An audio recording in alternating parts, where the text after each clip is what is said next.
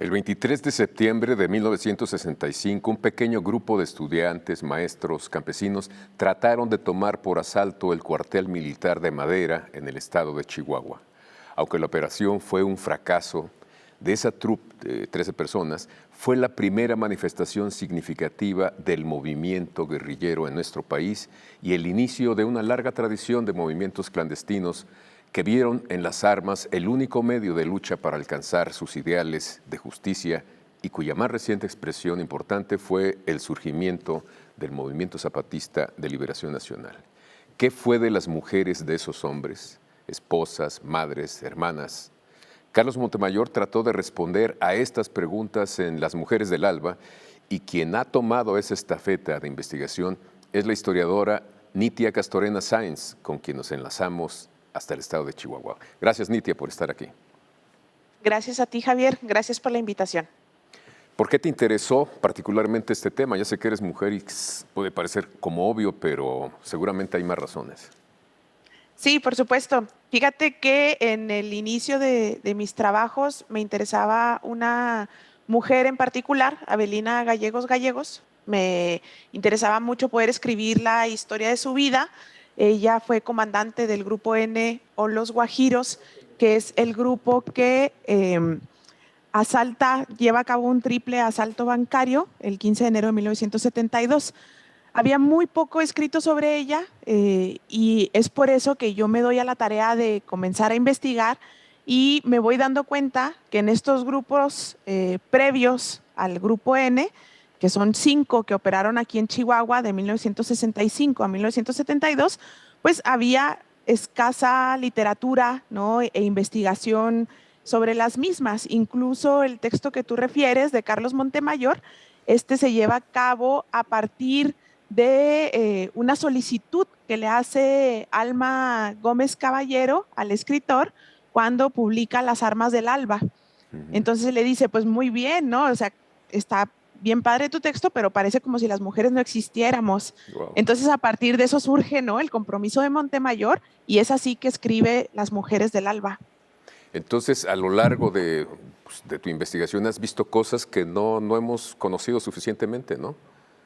Así es, de lo que abreva mucho la investigación social actual es precisamente de este cambio, digamos, de centro, ¿no? De qué es en lo que te vas a concentrar. Veníamos en la investigación histórica de una tradición de historia política que fijaba su atención en héroes, personajes principales, y lo que ocurre, ¿no? En estas operaciones de poder, cuando hacemos eso, se desvanece todo alrededor. Y parece como si la persona solita, ¿no? En su acción, y no están las tensiones, no están los procesos y no está la colectividad, ¿no? Que tuvo que haber existido para que acciones como estas, ¿no? Como la del Grupo Popular Guerrillero, que es el que asalta el cuartel de Madera en la madrugada del 23 de septiembre, existiera. Y pues bueno, precisamente mi trabajo de investigación se llama Estaban ahí, porque trata, ¿no? de traer a las mujeres que habían estado como en los márgenes de esta narrativa al centro, ¿no? y demostrar cómo, tal como ocurre en el presente, las mujeres están ahí, ¿no? Si no se nombran o si no se refieren, es precisamente por una cuestión simbólica de poder y a quienes nos interesa la investigación con perspectiva de género, pues nos vamos a dar cuenta que tiene que ver con esto, ¿no? Entonces, empezar a nombrarlas, pues era el trabajo, ¿no? que yo me di a la tarea de realizar desde la investigación histórica. Dices una cosa importante, querías traerlas al centro, pero también nos estás diciendo que formaban parte realmente del centro porque fueron el contexto que hizo posible esa construcción de esos personajes que decidieron tomar las armas para asaltar al cuartel de Madera. Así es, lo que yo voy encontrando es que hay dos formas principales, ¿no? de que las mujeres estuvieron ahí. Una es cuando ellas toman la decisión, ¿no? de involucrarse en estos grupos, o cuando no tomaron la decisión, pero la asumen y viven las consecuencias de decisiones que no fueron necesariamente las propias, ¿no? Porque eran las hijas, porque eran las esposas, porque eran las amigas, las parejas de hombres que se habían involucrado en esto, y en el caso de los hombres que sobrevivieron, que no hubieran sobrevivido si no fuera por las acciones de estas mujeres a su alrededor, ¿no? Que los apoyaron y que vivieron las consecuencias de toda la violencia de Estado que se desató después de la operación de estos grupos, que como bien dices, es lo emblemático del Grupo Popular Guerrillero, es que inaugura, digamos, las acciones armadas en la segunda mitad del siglo XX en el país, ¿no? Es a partir de 1965 que con esta gran acción empiezan otros grupos a organizarse y a armarse en diferentes lugares, no nada más del estado de Chihuahua, sino del país. A partir de este trabajo de investigación, ¿cambia tu idea, tu concepto de lo que fue este surgimiento, esta explosión, digamos, de grupos de inconformes con el estado de cosas que vivían? ¿La perspectiva de la mujer te hizo ver cosas diferentes?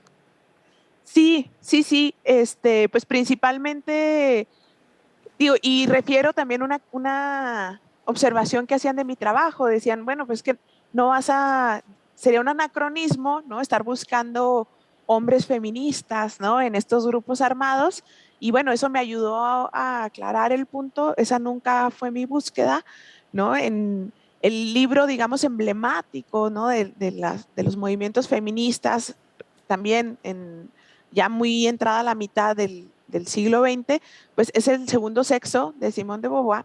Es 1949 cuando se publica. En ese momento ni siquiera ella se consideraba feminista. ¿Por qué? Porque todo esto es una construcción y lo muy complejo, ¿no? De lo que yo voy dando cuenta a partir de mi trabajo son las formas, ¿no? En que podemos ver como obviamente ciertas, no, graves desigualdades, ¿no? De justicia, en el acceso a derechos y por supuesto de poder en muchas diferentes categorías, pero la de género es muy profunda, no está tan arraigada en historia, diríamos que es la historia de largo tiempo, según Fernando Brodel, y es tan arraigada que podemos darnos cuenta de un montón de injusticias, ¿no? Si tenemos esa sensibilidad, que yo decía que están de la puerta de la casa hacia afuera, pero no necesariamente nos vamos a enterar de estas otras injusticias que son también sentidas y que son profundas, pero que están en el ámbito de lo privado, ¿no? Que tenía que ver con estas relaciones y en muchos de los casos las mujeres que participaron de estos grupos lo asumían así también como, pues esto es lo menos importante, ¿no? O sea, que yo no pueda gozar de mi libertad de andar a partir de acciones que no tuvieron que ver conmigo, sino que fueron decisión de alguien más, lo dejaban también a un segundo plano, ¿no? Veían como una prioridad lo que el discurso de los hombres a su alrededor decían que era la prioridad entonces. Qué interesante, Nitia. Tenemos que ir a un corte y regresamos contigo. Gracias.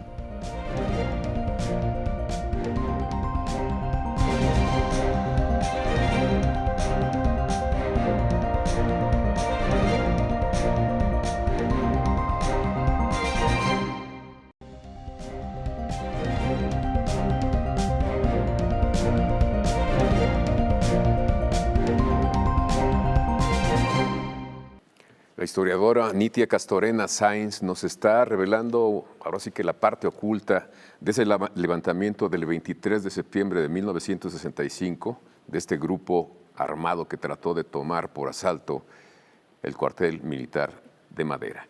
Nitia, ¿qué es lo que se vivía hacia adentro, digamos, de los hogares de estas familias, de estos primeros guerrilleros, por lo menos de manera tan visible? Fíjate que de todo este grupo, era un grupo que ya venía participando de muchos años atrás en la lucha, digamos, pública, ¿no? Contra las oligarquías en la sierra. Ya habían explorado durante años, ¿no? Todas las instancias, la Procuraduría Agraria, el Registro Agrario Nacional, ¿no? Eran solicitantes de tierras y estaban denunciando el saqueo de un grupo, ¿no? De oligarcas ahí en Madera. Entonces, todas las familias ya tenían conocimiento de lo que hacían en el grupo, como bien ya sabes, pues había no nada más campesinos, había maestros, ¿no? Había maestros y había un estudiante, era el más joven del grupo de Ciudad Juárez, que había llegado a unirse, ¿no? Con este grupo, y estudiantes también de la universidad, que entonces todavía no era autónoma, de la Universidad de Chihuahua. Entonces, en los hogares, en las familias, ya sabían de su actividad, ya sabían de sus posiciones políticas, eran bastante conocidas tanto en las familias como en el poblado en general, pero no sabían, por supuesto, ¿no? de la escisión que había habido con un grupo más amplio de, de un movimiento agrario pujante que tenía que ver también con acciones en el estado de Durango. Y en un segundo encuentro de la Sierra, Heraclio Bernal, que fue en 1964, cierto número de personas, ¿no? que son el Grupo Popular Guerrillero, dicen ya no más, ¿no? Ya no hay opción por la vía pública, política, con los instrumentos que el marco jurídico les daba, ya no veían ninguna opción de poder alcanzar lo que estaban buscando. Entonces las familias lo conocían, ¿no? Eran personas que pues, se la vivían en reuniones, ¿no? Organizando marchas también que hubo entonces y pues en esas andaban. Fue por desesperación finalmente. Así es, y tiene mucho en común también, precisamente con esta fecha que acabamos de conmemorar, ¿no? Hace unos días, el 2 de octubre, ¿no? Todo este movimiento estudiantil en Chihuahua. Para entonces, ¿no? Ya es 1968 y en Chihuahua ya se había reorganizado otro grupo armado. Es decir, el Grupo Popular Guerrillero Arturo Gamis, perdón, el Grupo Popular Guerrillero asalta el cuartel de Madera el 23 de septiembre de 1965 y para 1968 ya se había formado acá en Chihuahua un grupo que se llamaba Grupo Popular Guerrillero Arturo Gamis, en memoria de uno de los caídos en aquel 1965. Y este grupo, después de una serie de acciones en la Sierra de Chihuahua, fenece, ¿no? en la frontera en Tezopaco, entre Sonora y Chihuahua, precisamente en el otoño de 1968. ¿No? Algo que yo he reiterado mucho es que parece que en todo México tenemos que escribir nuestro propio 1968 porque Claro. tuvimos acciones que tenían que ver con esa búsqueda de justicia de entonces. Sería la microhistoria de la que hablaba Luis González y González, ¿no? Hay Exacto. fenómenos sociales que, digo, tienen repercusiones por acción o por omisión en todo el país. Sí, así es, y esto pues era, digamos, parecía casi la secuencia natural, ¿no? del Grupo Popular Guerrillero, porque había más gente, ¿no? que integraba el grupo, que era parte de los grupos, digamos, civiles, ¿no? que lo apoyaban y de los grupos estudiantiles, que no estuvieron en Madera ese 23 de septiembre, pero que ya después se unieron en el GPGAG, ¿no? para poder continuar lo que habían iniciado estas personas que admiraban, ¿no? Con ideales muy claros. Ni te dices o nos sugeriste en algún momento que no necesariamente las mujeres habían aceptado o participado en este levantamiento, pero lo asumieron también finalmente. Así es, en el caso específico del Grupo Popular Guerrillero, yo me enfoqué en dos casos. Uno es el caso de Luz María Gaitán Bayares, hija de Salvador Gaitán, y el otro es el de Alma Gómez Caballero, hija del doctor Pablo Gómez Ramírez, que ambos eran integrantes del Grupo Popular Guerrillero. Me enfoco en estos dos casos porque son de los que más información contaba. A Luz María, por ejemplo, la entrevistó Carlos Montemayor y las transcripciones de las entrevistas que él hizo fueron donadas a un archivo especial en la Universidad Autónoma de Ciudad Juárez. Y a Alma Gómez, que la conozco, es buena amiga, está aquí en Chihuahua y tuve la oportunidad de entrevistarla para ir reconstruyendo, ¿no? Lo que implicó para ellas como hijas y para sus mamás en lo que ellas vieron. Y pues son dos casos, ¿no? Que obviamente pues ellas eran las hijas, no, para nada fue su decisión esta forma de participación que tuvieron con el grupo, pero vivieron las consecuencias del mismo, ¿no? ¿Qué Una como consecuencias fueron las que les afectaron directamente a ellas? Háblanos de eso. Sí, por supuesto. Mira, en el caso de Luz María, Luz María tenía 10 años cuando ocurre el asalto. Su papá no alcanza a llegar al asalto por cuestiones que tienen que ver con circunstancias, ¿no? Casi casuísticas, y es que el camino se había caído, ¿no? El camino de tierra por el que él llegaría, él y un grupo llegarían a participar del asalto, se cae y no pueden llegar, pero todo el mundo sabía de su participación, te digo que era una cuestión pública. Ujú. Entonces lo que ocurrió, ¿no? Después de todo, ya se imaginarán, ¿no? En aquellas épocas, en una zona rural, ¿no? En los 60, pues era una incertidumbre enorme sobre qué es lo que había ocurrido, con su papá, y una vez que comprueban que su papá estaba vivo, que no había fallecido en este evento, pues bueno, para ella es una tranquilidad enorme. Tenía 4 hermanos menores, ¿no? El más chiquito de 1 año, pero lo que ocurre con su mamá y con ella y sus hermanitos y hermanita, pues es un asedio del ejército terrible, ¿no? En un poblado como Madera. Los muertos del Grupo Popular Guerrillero, sus cuerpos fueron subidos sobre una plataforma de un trocero, que son estos camiones que transportan la madera, que cortan en los bosques, lo suben sobre la plataforma y le dan vueltas al pueblo. Empieza a llover esa noche y para las familias fue algo muy escalofriante estar viendo los cuerpos y no nada más para las familias, para el pueblo completo, de la gente que conocía, ¿no? Fue una violencia, pues no para nada, bastante directa, pero además simbólica, ¿no? O sea, querían que quedara claro eso. El entierro de estos 8 compañeros fue en una fosa común y las palabras del gobernador entonces querían tierra, denles hasta que se harten, ¿no? Y eso es una frase muy conocida de Giner, ¿no? Del gobernador entonces. La familia empieza primero con el asedio del ejército, que a cada momento del día llegaban por su mamá, se la llevaban al cuartel, la interrogaban, ¿no? Al punto que la mamá en uno de esos días terminó diciéndolos, pues si son tan valientes, vayan y búsquenlo ustedes, ¿no? Porque le preguntaban por el paradero de Salvador. Ellos, Luz María y sus hermanos dependían de un apoyo que les daba el DIF estatal de desayunos, ¿no? De desayunos calientes en las instalaciones del DIF en Madera, y dejaron de dárselos. Y con muchas disculpas, ¿no? A la mamá le dijeron que ya no podían, que se los habían prohibido.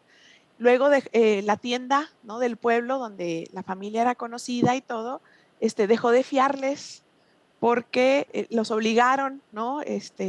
Y con todas las disculpas del mundo también para Montserrat, para la mamá de Luz María, era que ya no les permitían estarles fiando. Con todo esto lo que buscaban era acorralar, ¿no? A la familia de cierta forma para encontrar a Salvador, para que Salvador tuviera que hacerse presente y poder, ¿no? Ahora sí que volcar la fuerza del Estado sobre él. Finalmente tuvieron que huir de Madera, ¿no? Y después de un largo peregrinaje para no evitar, ¿no? Ser seguidos, huyeron y llegaron a la Ciudad de México, 1966, inicios de 1966, sin haber salido jamás ni siquiera de Madera. Eran una familia que no conocía ni siquiera la capital del estado, no conocía Chihuahua, nunca habían viajado fuera. Imagínense llegar a la Ciudad de México. En una de esas, ¿no? Estando ahí, reconoce a alguien, a Montserrat, en la calle, en la Ciudad de México. Se sabe, ¿no? Saben que es la esposa de Salvador Gaitán por todas las gestiones y demás en las que habían participado, que tenían que ver con la Procuraduría Agraria y el Registro Agrario Nacional, de tal forma que les da muchísimo miedo, ¿no? Que las puedan encontrar. Entonces la que sale a la calle a trabajar para mantener a su mamá y a sus hermanos es Luz María, de 11 años. Vive trabajando en casas, sí, limpiando, lavando, haciendo lo que se pudiera, pero porque ella era la cara no conocida. Salvador finalmente se pone en contacto con ellas, pero él no había abandonado la lucha armada, ¿no? Había cambiado probablemente de grupos. Eso ni hay tanta certeza sobre esto, pero además ni siquiera es necesaria, ¿no? Certeza sobre en qué grupos está involucrado, pero lo que se sabe es que ellas tuvieron que afrontar absolutamente todo, que ese es uno de los hallazgos, ¿no?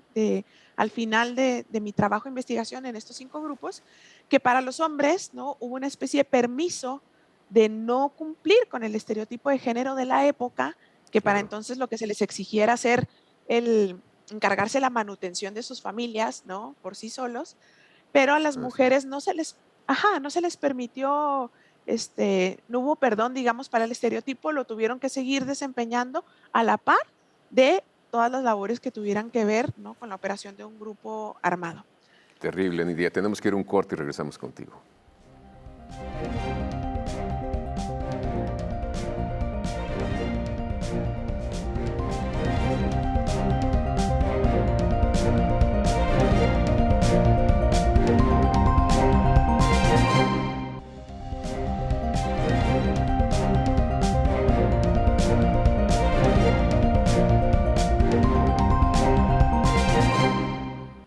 Nitia Castorena, ya nos referiste un caso bastante terrible, orilladas a una pobreza fatal en la Ciudad de México, pero hay otro personaje que nos mencionaste, que es Alma Gómez Caballero. ¿Qué ocurrió con ella? Alma Gómez Caballero era la hija del doctor Pablo Gómez Ramírez e hija también de Alma Caballero Talamantes. Ambos eran docentes normalistas, ¿no? Pero Y es un caso muy Alma, conocido como personaje, precisamente Pablo claro, Gómez. claro, claro. Era el mayor, ¿no? Del Grupo Popular Guerrillero. Tenía 40 años cuando ocurre el asalto al cuartel de Madera, un líder ideológico de este grupo, que además de ser médico, era docente normalista. Él era profesor en la normal rural de acá de Chihuahua y fue muy conocido el caso por eso. El caso de Alma, a diferencia del de Luz María, es muy diferente por las redes de apoyo con la que contaban, ¿no? En el movimiento magisterial sobre todo, y la posibilidad de que Alma, su mamá, entrara al servicio docente, ¿no? Para poder mantener, en este caso eran 5 hijos también, ¿no? Para poder mantener a sus 5 hijos. Montserrat no fue viuda, ¿no? Porque a Salvador no lo mataron en el asalto al cuartel de Madera, pero Alma Caballero sí fue viuda del doctor Pablo Gómez. Sin embargo, derivado de estas redes de apoyo, Alma hija ya era estudiante de la normal también, pues el panorama, digamos, que vivieron fue otro. Alma también, ¿no? Como siguiendo toda esta búsqueda de justicia, pues ahora sí que enseñada con el ejemplo a partir de su papá, ella se integra después en otros grupos armados, ¿no? De esta segunda década del siglo XX en Chihuahua, participa de estos, ella es detenida en este contexto y derivado de una movilización muy grande acá en Chihuahua para pedir por su liberación y la de otra compañera, Minerva Armendáriz Ponce, ambas son liberadas del campo militar número 1 y regresan a Chihuahua a su trabajo cotidiano, ¿no? A tratar de reconstruir este cotidiano. Alma Gómez Caballero hasta la fecha es activista, ella se ha involucrado con temas de derechos de los grupos campesinos en el estado y en los últimos años también en una posición pragmática y teórica ya más feminista, ¿no? Por los derechos de las mujeres. Entonces su caso es bastante conocido y a diferencia del de Luz María, pues mucho más exitoso en cuanto, digamos, a la sobrevivencia, ¿no? A la cuestión económica y a las posibilidades que esto puede dar. El caso de Luz María también es oportuno anotarlo. Ella recientemente, el año pasado, publicó un libro que se llama La hija del guerrillero.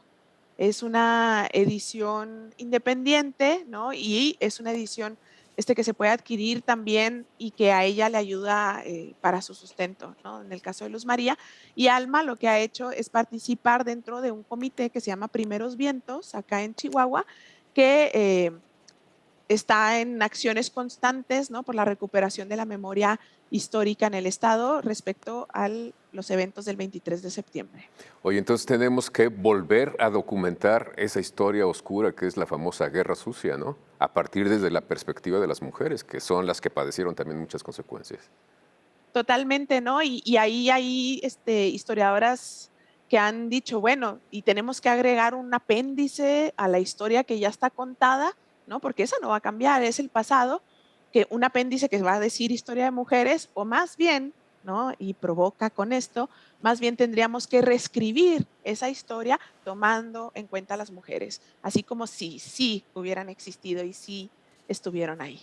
Como existieron y estuvieron, justamente. Y no sería un apéndice, sino un capítulo que, digamos, forme parte de todos los capítulos de esta historia terrible que tenemos. Así es, tenemos que estar rehuyendo de esos apéndices, ¿no? Es más bien volver a contar la historia desde este otro ángulo que se está proponiendo ahora. Tú vas a volver a contar la historia a partir de un libro, supongo. Sí, mi texto ya está publicado, se publicó por la Universidad Autónoma de Ciudad Juárez y la Secretaría de Cultura del Gobierno del Estado de Chihuahua. Se llama Estaban ahí las mujeres en los grupos armados de Chihuahua, 1965 a 1972. Son 5 grupos los que abordo ahí y bueno, las formas de conseguirlo se pueden encontrar en línea. ¿Sigues trabajando en el tema? Sí, yo no sé si algún día voy a poder dar un punto final a esto. La información y la generosidad de las personas que me ofrecieron su tiempo en entrevistas, ¿no? Los archivos, la investigación hemerográfica sobre el tema, me parece que todavía sigue dando mucho de qué poder hablar. Ahorita mis intereses están sobre la figura de la mamá, ¿no? De la madre como un sujeto político dentro de estos eventos, ¿no? No es una cosa completamente, digamos, subjetiva, ¿no? Las formas de las madres de acompañar y de estar ahí, sino que tenían una postura política, ¿no? Estaban al tanto de lo que sus hijas e hijos estaban haciendo y ellas apoyaron, ¿no? Estuvieron ahí también para apoyar las acciones que sus hijas e hijos llevaron a cabo y es en lo que estoy trabajando ahora.